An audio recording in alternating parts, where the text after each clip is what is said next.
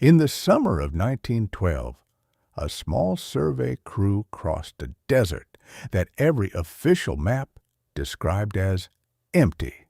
No towns, no rivers, no forests, no reason for anyone to stop there. It was a place of white heat, cracked earth, dry wind, and low hills that seemed to move farther away the longer a man walked toward them. The nearest rail stop was nearly 40 miles behind them. The nearest settlement was a cluster of wells, tents, and dust-colored buildings used by traders, herders, and government men passing through. The survey was supposed to be routine. Measure the basin, mark possible routes, note water sources, record mineral signs, return before the worst of the season. But on the 9th day, one of the chainmen drove an iron stake into the ground and hit wood, not roots, not brush, not a buried fence post. Wood, old, dark, and heavy enough to stop the stake cold. At first, the men laughed. In a desert that could not keep a shrub alive, the idea of finding timber under the sand felt impossible. Someone said it must be driftwood, carried there by an ancient flood. Someone else said it might be part of a lost wagon. Then they cleared the sand around it, and the laughter stopped, because the object under their boots was not a plank. It was a tree trunk, thick as a barrel, buried flat beneath the desert floor. And when they scraped farther, they found another, then another, then another. By sunset, the crew had exposed the tops of 7 buried trunks, all lying in the same direction, as if a forest had been knocked down, covered over and forgotten. That night, the surveyor in charge, a man named Edwin Marr, wrote in his field journal, "Timber under open desert. No living tree visible in any direction. Extent unknown." Those 3 words at the end are what made the discovery dangerous. Extent unknown. Because over the next 5 days, the crew began finding the buried forest everywhere, not in one hollow, not in one dry riverbed, everywhere. Wherever the men dug test holes, they struck wood, black roots, or layers of compacted plant matter beneath the sand. Some trunks were close enough to the surface that a boot heel could uncover them. Others lay several feet down, sealed under clay and mineral crust. The desert above them was dead. But underneath, according to Marr, it was full of trees. He began marking each find on the survey sheet with a small cross. By the end of the week, the map looked diseased. Crosses spread across miles of empty land, a forest where no forest should have been. The official explanation, if anyone ever asked, would have been simple. Ancient climate, long-dead river system, geological change. Perhaps the desert had once been wet, green, and covered with trees thousands of years earlier. That explanation may even be true, but it does not explain why Marr's survey was never published. It does not explain why the field sheet disappeared, and it does not explain the second thing the crew found beneath the sand: a line of stone markers running through the buried forest. The first marker was found by accident. Cook's assistant was digging a shallow pit to bury scraps when his shovel struck a flat slab. He called the others over, thinking he had found a grave. The slab was rectangular, worn at the edges, and set upright at a slight angle. Its surface had been smoothed by hand. There were marks on it, not natural cracks. Marks, short lines arranged in groups, with a symbol near the top that looked like a branch or a forked flame. Marr copied it into his notebook. Then he ordered the men to dig around the slab. Beneath it, they found the remains of roots, not random roots, roots arranged almost like they had grown around the stone. The next day, another marker was found nearly half a mile away, then another, then two more, all running in a line across the basin. And every time they found a marker, the buried trunks were thicker nearby. One of the younger men, Joseph Vail, wrote later that the stones looked like signs placed along a road. But there was no road. There was only desert. By the 12th day, the survey had stopped being routine. The men no longer joked around the fire. They spoke in low voices and kept looking toward the horizon as if expecting someone to come. The desert itself seemed to change around them. During the day, the heat came down so hard that the air shook. At night, the temperature dropped suddenly, and the exposed wood began to make noises. Small cracks, soft pops, a deep, low groan as the ancient trunks cooled under the stars. One man said it sounded like the trees were still, settling. Another said it sounded like something underground was waking up. Marr was not a superstitious man. He had worked in bad country before. He had mapped dry basins, salt flats, abandoned wells, and mining claims that turned out to be lies. His job was to measure, not imagine, but even he began writing differently. His early notes were clean and technical: distance, elevation, soil type, depth. By the middle of the survey, his entries became shorter, more timber southward. Markers continue. Compass variation near black clay. Men uneasy. Then, on August 17th, he wrote a line that would later be copied by a clerk before the journal vanished. This was not a scattered deposit. This was a forest with order. A forest with order.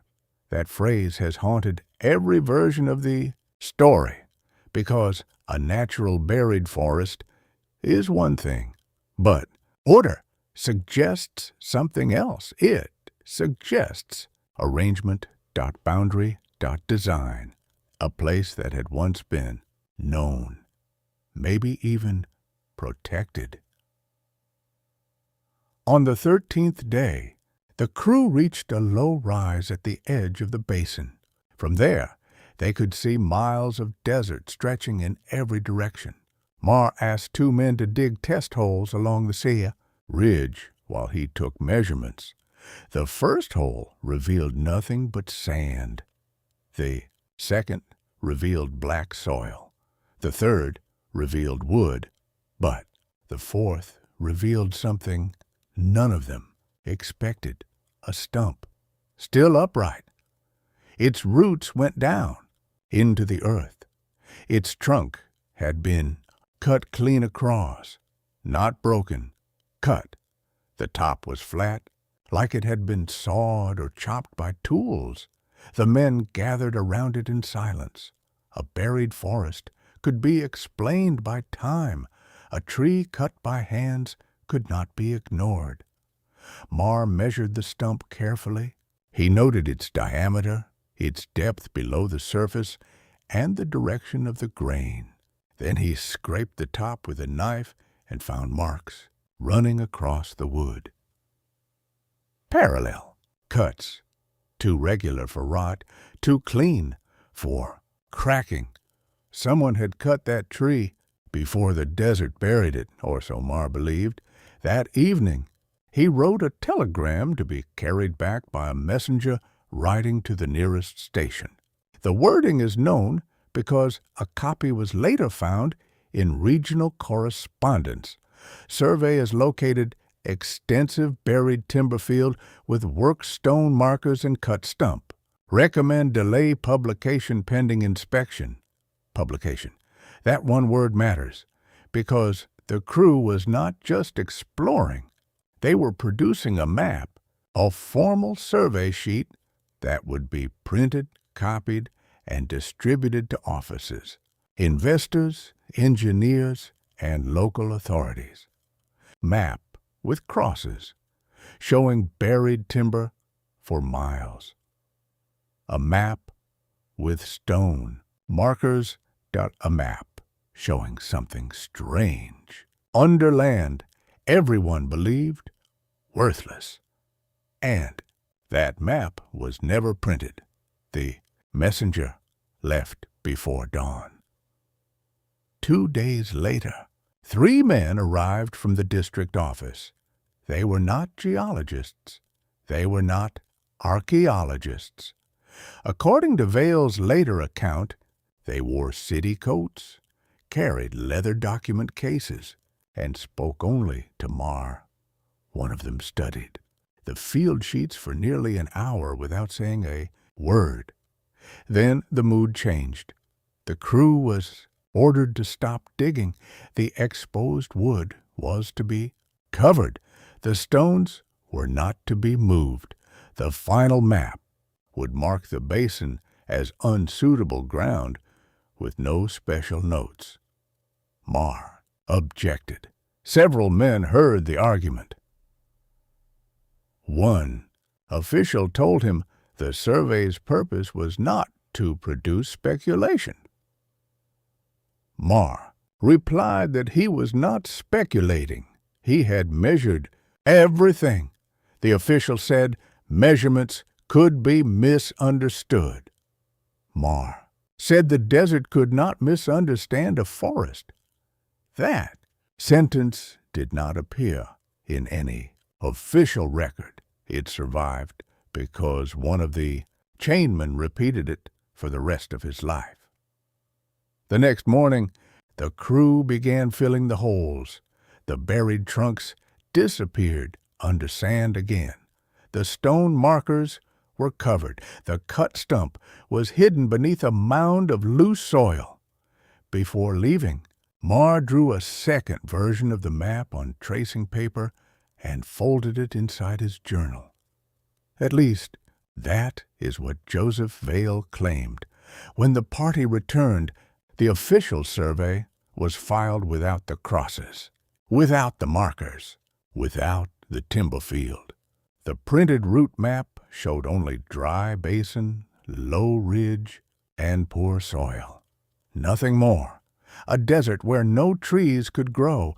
The story should have ended there.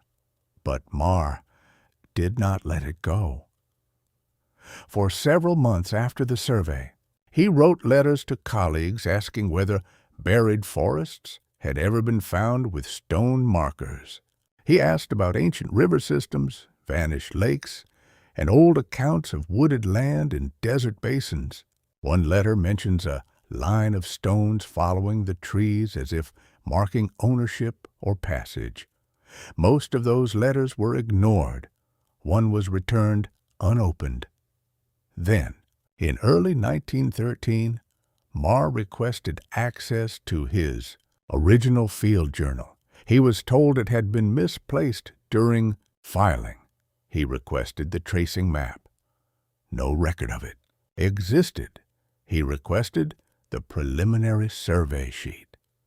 He was informed that only the final printed sheet had been retained.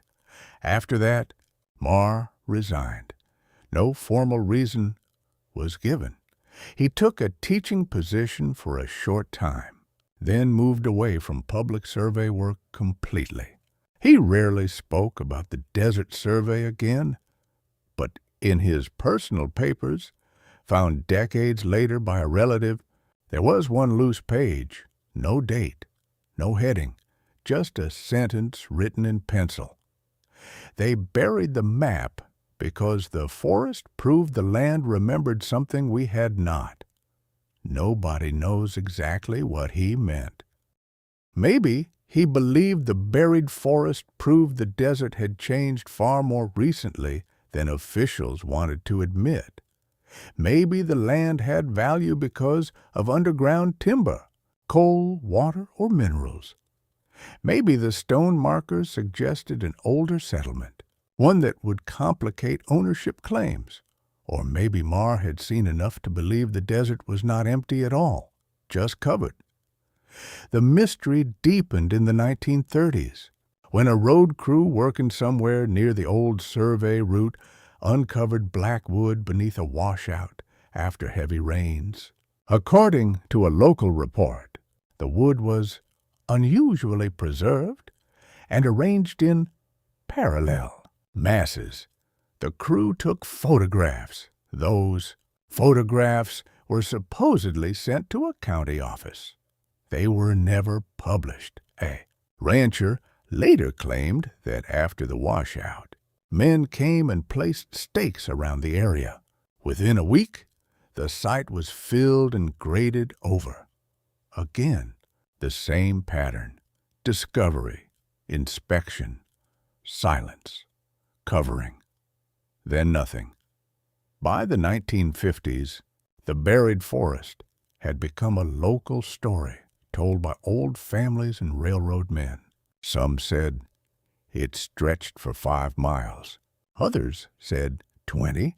Some said the trunks were petrified, heavy as stone. Others said they were still wood, dark and damp under the dry sand. One version said the stone markers were grave posts. Another said they marked the edge of a lost orchard. Another said the forest had been burned, buried, and forgotten after a disaster no one recorded.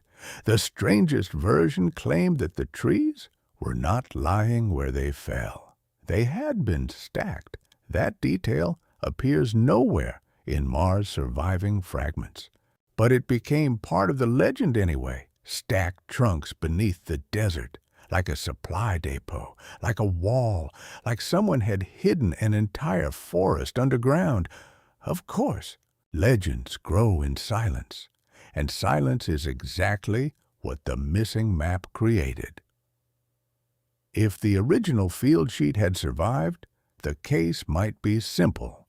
We would know where the trunks were found, how far they spread, whether the markers formed a line, and whether the cut stump was real. But the map is gone. The journal is gone. The rubbing of the stone marker is gone. Only fragments remain. A copied telegram. A few remembered statements.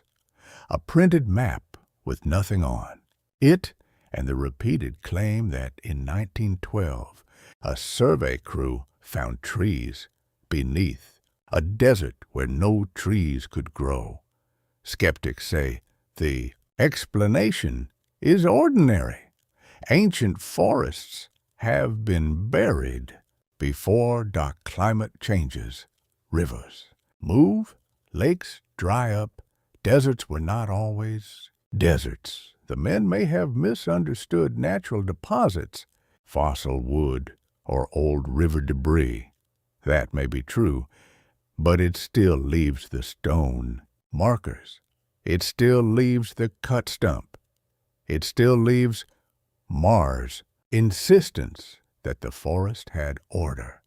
And it still leaves the question of why the official map erased every trace of the discovery. Maps are not only drawings of land, they are decisions. They decide what matters. They decide what can be owned, sold, crossed, mined, flooded, or forgotten, and sometimes what a map leaves out becomes more important than what it shows.